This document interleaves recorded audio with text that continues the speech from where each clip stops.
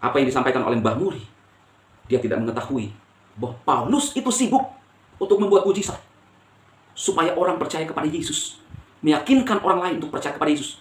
Kalau tidak dengan pemberitaan, maka dengan tanda-tanda dan mujizat. Dan saya tidak pernah melihat Paulus sibuk untuk nyinyir pelayanan hamba-hamba Tuhan yang lain. Shalom saudaraku yang kekasih di dalam Tuhan Yesus Kristus. Senang kembali berjumpa dengan saudara semua dalam channel Pastor DHI. Harapan dan doa saya saudara tetap dipelihara oleh Tuhan kita Yesus Kristus. Amin. Saya akan membagikan suatu kebenaran firman kepada saudara semua. Kita akan sinkronkan dengan Alkitab.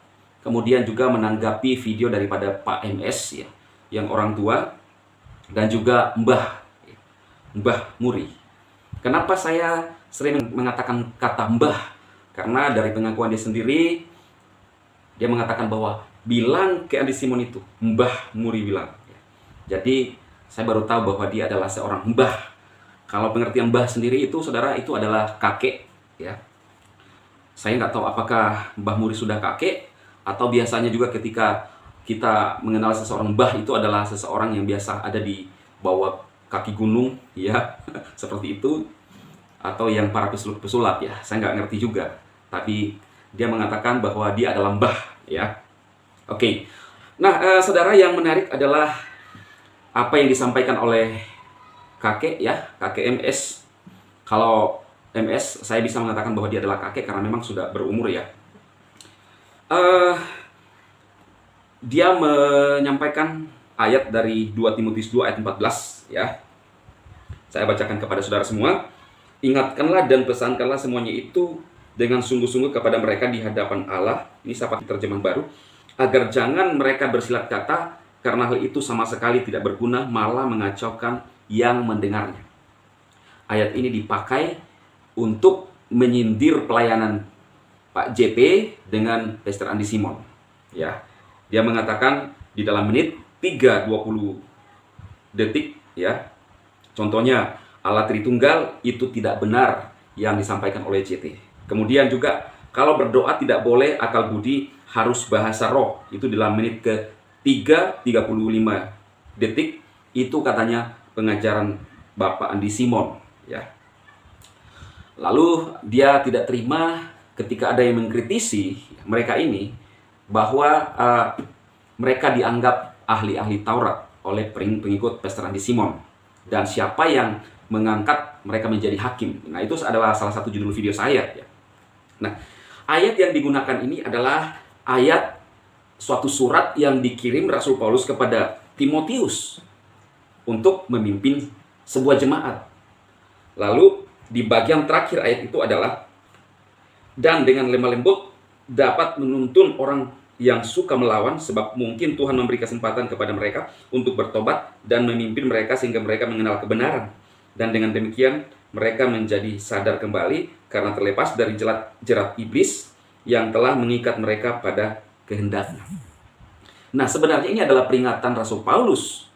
Nasihat Rasul Paulus kepada Timotius, bagaimana Timotius bisa menasehati jemaat karena mereka ada yang terjerat oleh iblis. Itu di bagian ayat yang terakhir. Bukan ayat ini dipakai seperti yang disampaikan oleh Pak MS, bahwa ajaran itu mengacaukan seperti Tritunggal. Karena pembahasan Tritunggal tidak ada pada zaman itu. Kemudian juga saat itu dikatakan bahasa roh harus berbahasa roh, ya.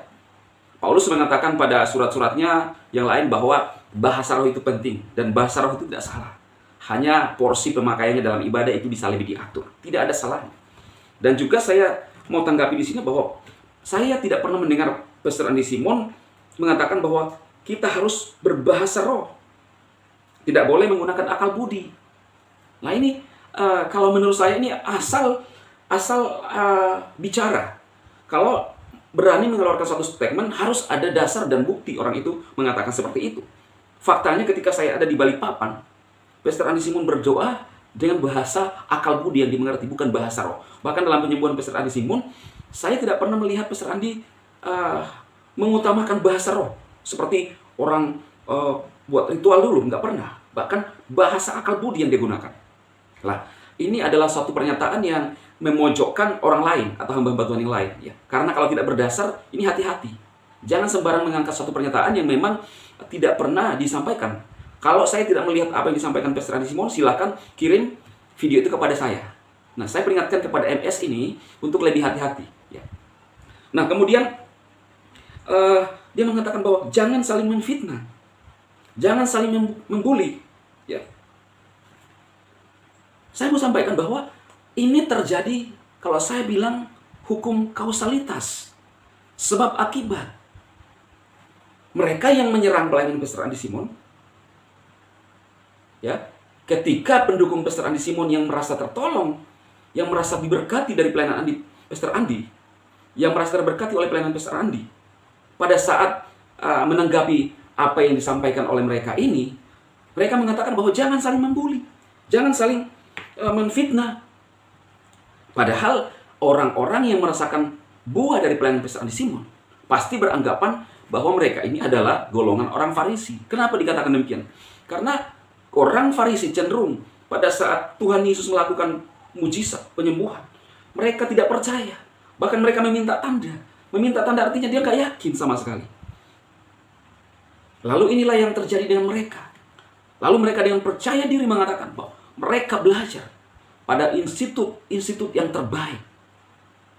Sampai saya baru tahu loh kalau Mbah Muri itu adalah seorang S3. Ya. S3, tetapi dia mengatakan seperti ini, yang paling sederhana. Saya tidak pernah melihat murid-murid Tuhan Yesus menggunakan media untuk mujizat. Ini S3 loh yang ngomong. Padahal di dalam Markus 6 ayat 13 jelas dikatakan bahwa murid-murid Tuhan Yesus menggunakan minyak untuk mengolesi orang sakit dan orang itu sembuh. Pada videonya Mbah Muri mengatakan gini, Paulus sibuk memberitakan Injil, bukan sibuk bikin mujizat. Benar, Paulus memberitakan Injil. Artinya apa? Dia memberitakan bahwa Yesus adalah Tuhan. Lalu kalau Anda lihat di dalam Roma pasal 15 ayat 17 dikatakan seperti ini. Oleh karena itu di dalam Kristus Yesus aku bermegah dengan apa yang kulakukan bagi Allah. Itu kata Paulus. Sebab aku tidak akan berani mengatakan sesuatu yang tidak dikerjakan Kristus melalui aku, yaitu untuk membawa bangsa-bangsa bukan Yahudi kepada ketaatan dalam perkataan maupun perbuatan, dalam kuasa tanda-tanda mujizat dan keajaiban-keajaiban dalam kuasa Roh Elohim. Aku telah memberitakan sepenuhnya Injil Kristus dari Yerusalem dan berkeliling sampai Ilirikum. Artinya apa? Dengan tanda-tanda dan mujizat, Paulus berkeliling melakukan mujizat. Jangan salah kaprah, jangan salah paham. Pemberitaan Injil tidak hanya kita menceritakan tentang Injil, tetapi pemberitaan Injil yang dilakukan oleh Paulus adalah bagaimana meyakinkan orang yang tidak percaya kepada Kristus bisa percaya kepada Yesus. Dan dengan tanda-tanda itu, orang bisa percaya bahwa Yesus itu memang benar. Sekalipun ada juga yang bisa melakukan itu, yang pernah dibahas oleh Mbah Muri, yaitu Simon, yang di Alkitab, yang mencoba melakukan juga tanda-tanda dan mujizat. Tetapi ketika murid-murid yang Tuhan Yesus datang dan melakukan tanda-tanda keajaiban, maka Simon pun takjub kepada pelayanan murid-murid Tuhan Yesus saat itu.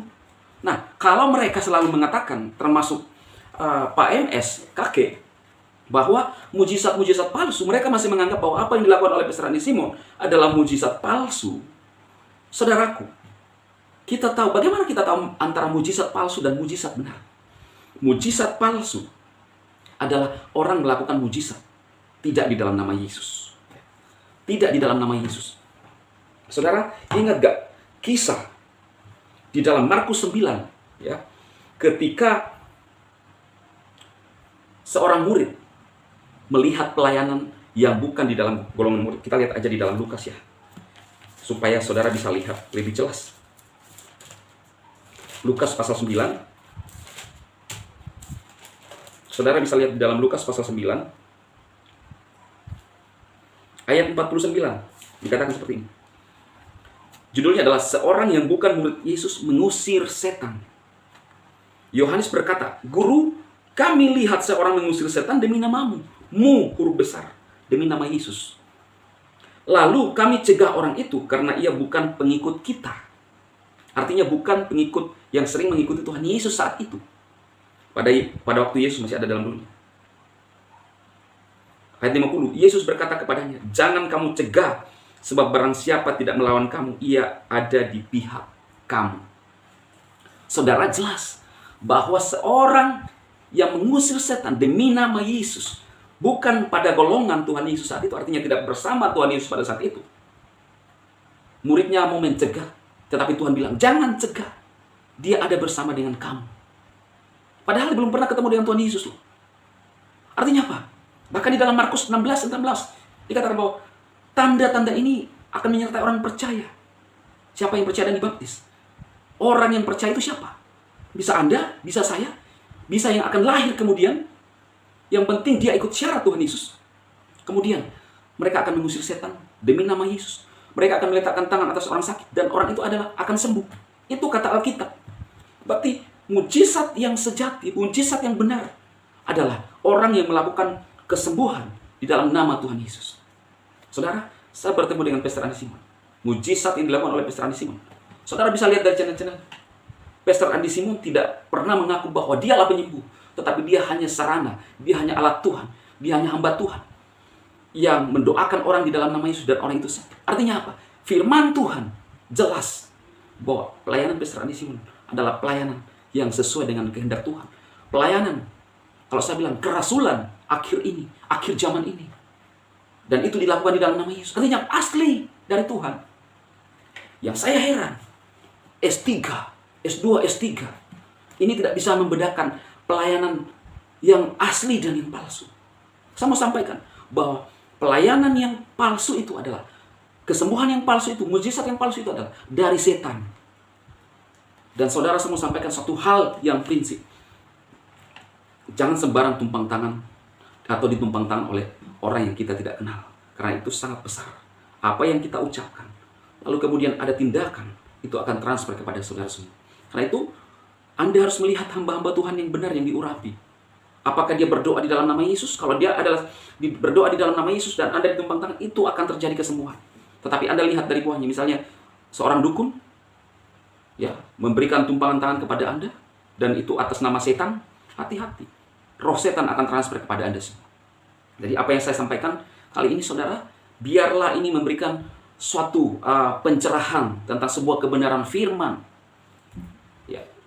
Apa yang disampaikan oleh Mbah Muri, dia tidak mengetahui bahwa Paulus itu sibuk untuk membuat mujizat supaya orang percaya kepada Yesus, meyakinkan orang lain untuk percaya kepada Yesus. Kalau tidak dengan pemberitaan, maka dengan tanda-tanda dan mujizat. Dan saya tidak pernah melihat Paulus sibuk untuk nyinyir pelayanan hamba-hamba Tuhan yang lain. Seperti yang dilakukan oleh Mbah Muri dan MS, kakek. Saran saya adalah, tambah kuliah lagi, S4, S5. Siapa tahu di tingkat S5 bisa sadar dan bisa mengerti kebenaran Tuhan, kehendak Tuhan, firman Tuhan yang sesungguhnya. Bahwa pekerjaan Roh Kudus itu nyata sampai sekarang. Lihat, ketika mereka sering mengatakan bahwa Roh Kudus itu tidak bekerja lagi, termasuk dari Pak ST, ya, yang sering mengejek-ngejek itu, tidak ada pekerjaan Roh Kudus. Ingat, ya, lihat di dalam Kisah Para Rasul 13 ayat 2. Di sana dijelaskan bahwa Roh Kudus berkata kepada mereka, khususkanlah Barnabas dan Saulus untuk tugas yang khusus. Itu adalah bisikan Roh Kudus. Artinya apa? Setelah Tuhan Yesus terangkat ke surga, Roh Kudus itu bekerja. Ini tidak terjadi pada saat Tuhan Yesus masih ada di dalam dunia, tetapi ketika dia terangkat ke surga, dan itu dilakukan kepada murid-murid Tuhan Yesus saat itu, dan dikatakan bahwa Roh Kudus berbicara kepada mereka secara khusus. Mereka sering mengatakan tidak ada lagi Roh Kudus berbicara, karena mereka tidak tahu kebenaran firman Tuhan. Mereka hebat berteologi. Mereka mengesampingkan firman Tuhan karena teologi mereka. Jadi firman Tuhan ini sudah terkontaminasi dengan teologi mereka. Pandangan bapak-bapak gereja. Saudaraku, tentunya kita harus kembali kepada kebenaran firman Tuhan. Memang denominasi dikatakan oleh KKMS dibuat oleh manusia, tetapi tentunya kita harus kembali kepada kebenaran Alkitab yang sejati. Mereka tidak bisa membedakan mujizat yang benar, mujizat yang palsu, ya.